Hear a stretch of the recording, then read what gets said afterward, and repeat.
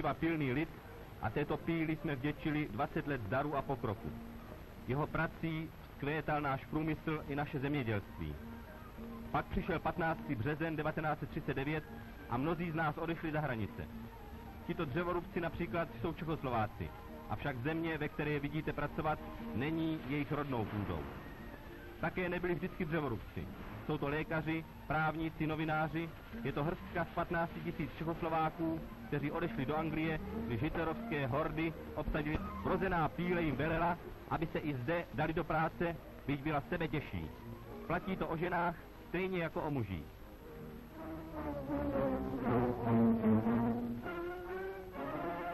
Lída psávala na stroji, Anna, Věra i Vlasta pracovali v kanceláři.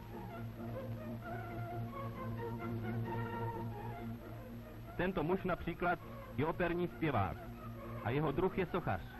Dnes pomáhá britskému a spojeneckému válečnému úsilí, pro něž je dřevo nezbytností. Na anglických statcích pracuje dnes mnoho Čechoslováků jako dělníci a oráči na úseku tak životně důležitém pro Anglii ve válce.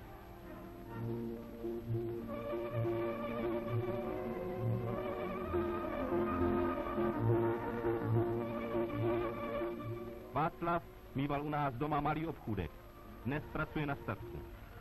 Karel je architekt, dnes pomáhá vyhrávat válku na traktoru.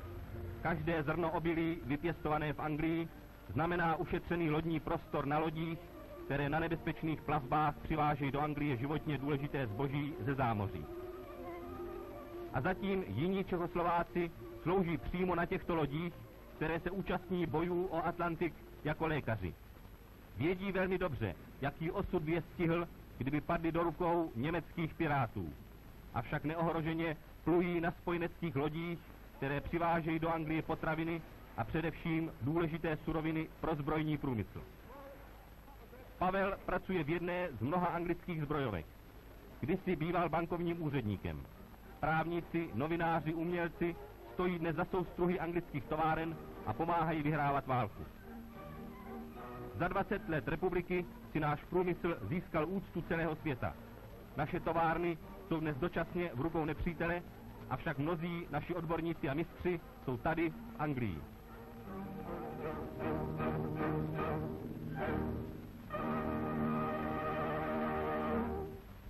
Průmyslníci z Československa vybudovali mnoho továren v koutě Anglie, který byl ještě nedávno oblastí s největším počtem nezaměstnanosti.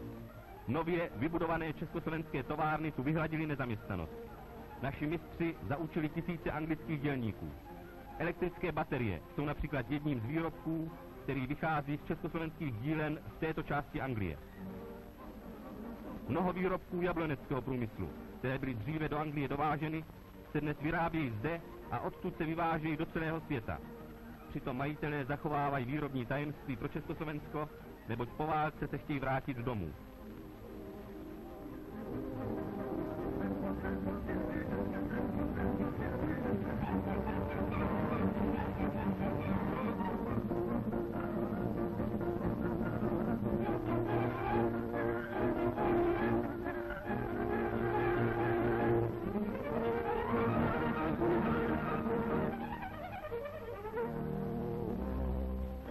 Československý textilní průmysl byl znám svými výrobky z potištěného hedvábí. Dnes tisknou českoslovenští výrobci a mistři hedvábí v Anglii. Takřka všechno, co se v těchto továrnách vyrobí, jde do zámoří a tak pomáhá tento vývoz Anglii, která za exportované zboží dostává valuty, za něž může nakupovat důležité suroviny pro svůj válečný průmysl.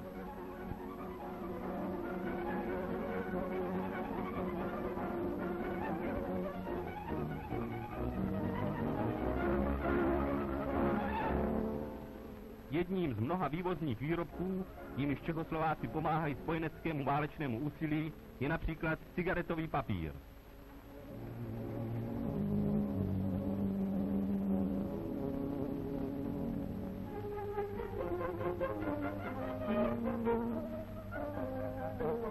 Naši koželuzi pracují dnes v anglických továrnách, které vyrábějí kůži na vojenské boty a opasky.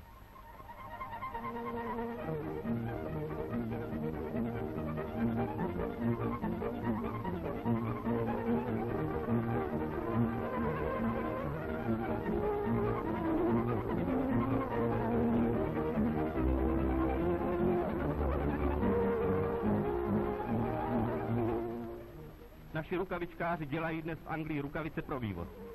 Na 100 různých způsobů dávají naši lidé dnes své znalosti a svou práci do služeb válečného úsilí spojenců. Naši lidé pracují i v anglických železárnách, kde uplatňují například své odborné zkušenosti v práci s manganovou rudou. Když němečtí vzdušní piráti zapálili londýnskou City a hasiči zápolili ve dne v noci z plameny, užívali v boji proti požáru mnoha pump vyrobených podle československých patentů v československých továrnách. Třetina všech přístrojů, které dnes každý Angličan zná pod jménem Syrup Pump a jimiž bylo uhašeno na tisíce zápalných pum, byla vyrobena v československé továrně. Není třeba zmiňovat se mnoho o Brenganu, o kterém vám každý anglický klouček poví, že je československého původu. Stačí citovat anglické vojenské příručky, ve kterých se dočtete, že Brengan je dnes hlavní zbraní pěchoty vůbec. A mezi těmi, kdož vědí, jak s touto moderní zbraní zacházet a jak její přednosti plně využít v boji proti nepříteli, jsou dnes i naši vojáci československé armády, kteří bojovali v Polsku, ve Francii a na Blízkém východě a kteří se dnes v Anglii připravují na úkol, k němuž budou ve vhodné a rozhodné chvíli povoláni. A zatím českoslovenští hrdiní letci bojují na těchto hurikánech a svádějí vzdušné boje s Göringovými žoldáky. Českoslovenští stíhači sestřelili již několik set německých letounů a českoslovenští bombardéři patří mezi nejlepší a nejúspěšnější spojenecké letce vůbec.